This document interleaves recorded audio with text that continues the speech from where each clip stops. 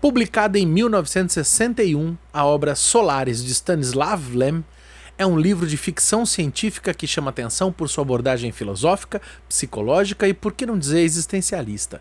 Solaris é uma das pedras fundamentais da literatura de ficção científica que influenciou outras inúmeras obras literárias e do cinema.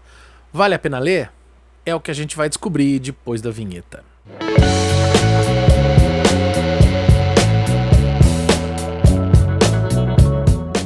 Olá, pessoas!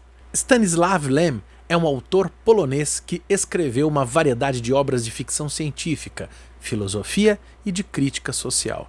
Solaris é certamente considerada uma de suas principais obras, justamente com outras como Siberíada e The Futurological Congress. Sua obra é bastante marcada pela reflexão sobre a natureza da consciência e da percepção e é profundamente influenciada pela psicanálise e pela filosofia. Lem utiliza a narrativa de ficção científica para expor conceitos complexos de uma forma mais saborosa e envolvente para o leitor. Stanislav Lem nasceu em Lviv, Ucrânia, em 1921, mas viveu grande parte da sua vida na Polônia, onde estudou medicina na Universidade Jaquelônica, em Cracóvia, mas nunca chegou a concluir o curso. Desde jovem, foi fascinado pela literatura e já aos 23 anos publicou seu primeiro conto, intitulado A Estrada. Sua obra literária é marcada por um profundo interesse na filosofia, na ciência e na tecnologia. Solaris conta a história de Chris Kelvin, um psicólogo que é enviado a uma estação espacial que fica na órbita do planeta Solaris, a fim de investigar a ausência de contato de dois outros membros que ocupavam a base estabelecida no planeta. A história se passa em um futuro distante, quando a humanidade já havia descoberto e tentado em vão colonizar ou entender um misterioso planeta chamado Solaris, cuja principal característica é ser todo formado por um oceano que se comporta de maneira estranha e, principalmente no começo da leitura, imprevisível. Uma equipe de cientistas é enviada para estudar o planeta e sua superfície oceânica, mas logo descobrem que o Oceano de Solaris é uma espécie de ser vivo, um ser multicriatura e multicriador, porque tem como natureza a habilidade de moldar o oceano em formas massivas de diferentes densidades e propriedades orgânicas. A capacidade de gerar formas é tão poderosa que ele se mostra capaz de mimetizar, de copiar mesmo, formas vivas, seres vivos, complexos a partir da leitura mnemônica e afetiva com que eles se relacionam. Solaris é um planeta de dimensão existencialista profunda que converte as memórias afetivas de seus visitantes em seres vivos complexos, autônomos, de modo completamente realístico. Lem explora com eficiência a atmosfera de estranheza e inquietude que tais aparições provocam. Certamente o real e o alucinatório podem causar vertigens no leitor mais desavisado, que fica sempre com a pergunta à mão: afinal, o que quer Solaris? É possível que ele queira alguma coisa? Há uma intencionalidade no planeta com seus hóspedes? A encarnação de suas projeções afetivas busca exatamente o quê? Agraciar os visitantes como numa espécie de boas-vindas, dando forma material aos seus amigos e amores já distantes? Ou trata-se de um ataque psicológico, como quem joga na cara do astronauta colonizador a antiga pergunta que já conhecemos desde a Grécia Antiga e das reflexões da psicanálise: decifra-me ou te devoro. A narrativa não linear que mergulha a gente na lembrança do protagonista, justamente para a gente entender seus fantasmas, contribui para uma leitura vertiginosa em que o poder da ficção científica ultrapassa o mero culto das aventuras hollywoodianas. Em Solaris, a viagem ruma para o centro do próprio ser humano. Uma vez que descobrimos o outro, o estranhamento se impõe. E no caso de Solaris, essa espécie de deus-máquina criadora que é o planeta, tudo se torna mais intenso porque ele presenteia o protagonista com a escultura viva, encarnada, o androide orgânico e inteligente de sua própria amada, uma cópia perfeita ou reencarnação. Será apenas arte? Arte autônoma, mas não autômata? Ou será apenas reflexo projetivo do próprio protagonista? Será que o amor, ele mesmo, é um sentimento real? Ou é mera projeção de vaidades e incompletudes dos seres humanos em suas mais odiosas limitações? Kelvin poderá amar essa espécie de fantasma? A Pergunta de Solaris parece retomar o clássico romance decadentista do francês Villiers de l'Isle-Adam, intitulado A Eva Futura, lá do final do século XIX.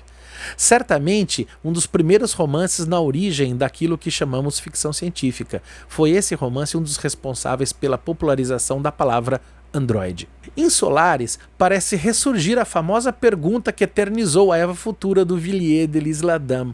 Se o ser humano é mesmo tão artificial, afinal, por que não amar uma androide? Em meio às lindas descrições plásticas das formas e cores que só Solaris poderia nos proporcionar, surge o terror psicológico, o desespero de que o fantasma projetivo poderia sim nos satisfazer em nossa miserável necessidade projetiva. Afinal, parece que só conseguimos nos comunicar com o outro à medida que ele é um pouco de nós mesmos. Então, o que nos resta é a pergunta terrível: é mesmo com o outro que nos relacionamos? Ou o bom e velho Schopenhauer, filósofo alemão lá do século XIX, ele estava coberto de razão. O mundo só existe como vontade e representação. A obra se arte para os enigmas psicológicos do homem moderno. O planeta nos golpeia com o nosso narcisismo e ainda que desejemos que o protagonista escape, só nos resta a clássica certeza, o famoso clichê do abismo ali nos olhando de volta, sempre que a gente decide encará-lo. Apesar das poucas 310 páginas, Lem consegue nos envolver com a construção de um universo científico e acadêmico verossímil que ficcionalmente embasa tudo o que se sabe do planeta. Há um universo bibliográfico sobre Solaris dentro da própria trama que permeia toda a narrativa do livro. Explorada até a exaustão, a humanidade nunca conseguiu compreender com exatidão a função e o funcionamento do planeta no cosmos, nem tampouco sua origem ou sua estrutura. Depois de décadas, ou talvez séculos, de estudo e de diferentes metodologias de pesquisa, os doutores em solarística apenas chegaram de comum acordo à conclusão de que o planeta responde ao que circunda de modo exuberantemente criativo. Incapaz de não criar, há quem acredite que o planeta seria o próprio Deus, ele mesmo. Afinal, será que todo o cosmo é mera projeção de Solaris? Vobeck, professor do protagonista, já cantou essa charada do romance quando certa vez anunciou diante de um embate entre importantes solaristas da universidade. Como vocês vão se comunicar com o oceano se não conseguem fazer isso uns com os outros? As adaptações de Solaris para o cinema também são dignas de nota. A primeira foi dirigida pelo lendário cineasta russo Andrei Tarkovsky, em 1972, que trouxe sua visão única e poética para a história de Lem. Já a segunda adaptação, dirigida por Steven Soderbergh, em 2002, teve uma abordagem mais direta e focada nos aspectos psicológicos da trama. Vale a pena você conhecer as duas adaptações para o cinema.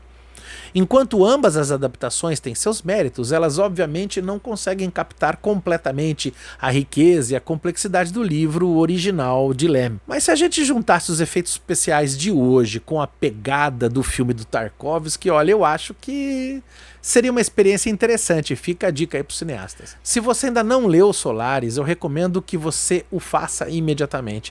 E se você já leu, talvez seja a hora de reler e redescobrir a obra-prima que continua a inspirar gerações de escritores, cineastas e fãs de ficção científica.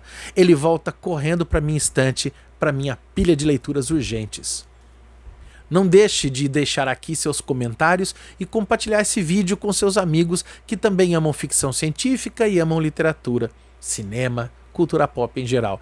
Se você quiser mais conteúdo como esse, apoie o nosso trabalho, não se esquecendo de se inscrever em nosso canal, deixar aqui embaixo seu comentário, ativar o sininho de notificações. É muito importante a sua presença, o seu compartilhamento, os seus recados, aquilo que você gosta, aquilo que você não gosta. Deixa aqui sua opinião, deixa eu te conhecer. Apoie o canal Cultura Crítica. Até a próxima. Eu sou Fábio Casemiro e esse é o nosso canal Cultura Crítica.